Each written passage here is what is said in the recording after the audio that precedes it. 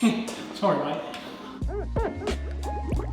Hi guys, welcome back to the show. Today we've got another cheap versus expensive.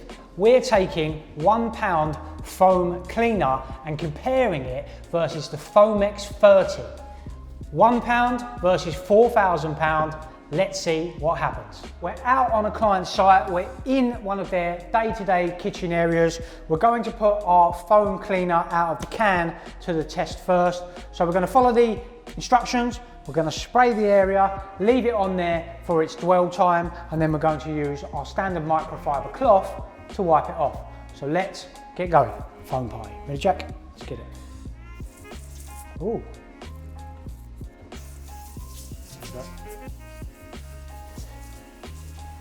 So we're going to spray it on, cover the surface, make sure it foams up, and that is it. We'll leave it for its dwell time, 5 to 10 minutes, as per the manufacturer's instructions, and we'll give it a wipe off. The problem with such a large area and using a cloth is, as you can see, the foam gathers on the cloth. So you're going to have to repeatedly rinse the cloth out to remove the foam and then re-wipe the area. So we'll fold it again with a fresh side. Wipe it off, make sure it's off the tiles that we sprayed. Always work in a methodical manner, top to bottom when we're cleaning, so that any dirt or debris falls downwards towards the floor. And there you have it. We've used our can foam cleaner. The downside, as we've thought, and as with most cleaning equipment, is efficiency.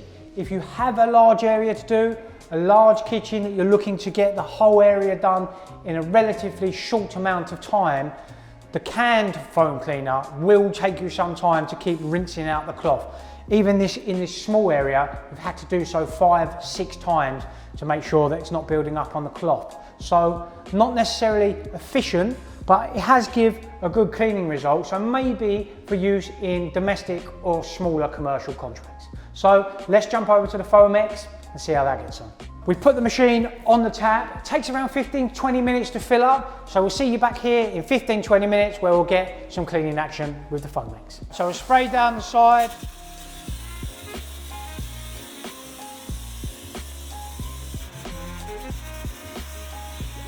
Now we've applied the foam to the surface, we use a water to rinse the surfaces down, clear all the foam away, and it should run down the units and drop onto the floor. So let's give it a rinse.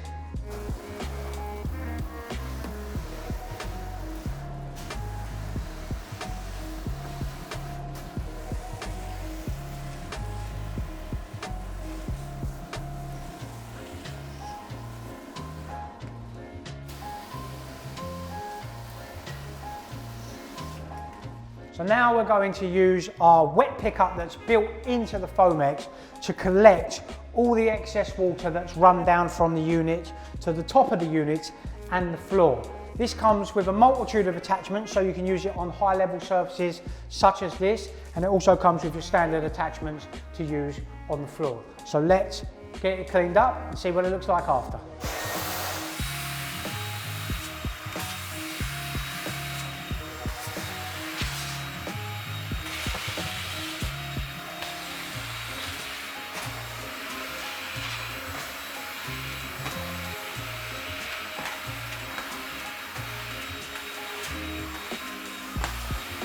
Now we've cleaned up the majority of the water that was there and the foam.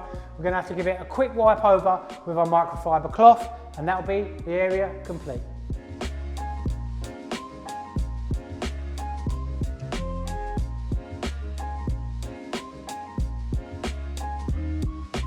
So there you go guys, we've taken our £4,000 Foamex machine and put it up against a £1 foam cleaner from your local store. How did they get on? I think the can foam cleaner would be fantastic for small condensed areas, maybe your domestic market, but the Foamex outperformed the can certainly in larger commercial spaces. In our business, my personal preference would be the Foamex. It can be used in a multitude of environments, in different situations.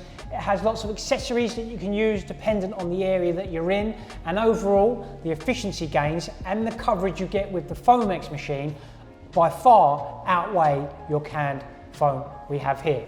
So for us today in our cheap versus expensive, the winner is definitely the Foamex machine. That's today's episode, guys. Thanks for tuning in to another episode of Cheap versus Expensive, where we put our foam can cleaner up against our Foamex machine. If you enjoyed today's show, then make sure you hit that subscribe button. And if there's anything you guys would like to see us put out, then make sure you put that in the comments below. Thanks for tuning in, guys, and we look forward to seeing you on the next one.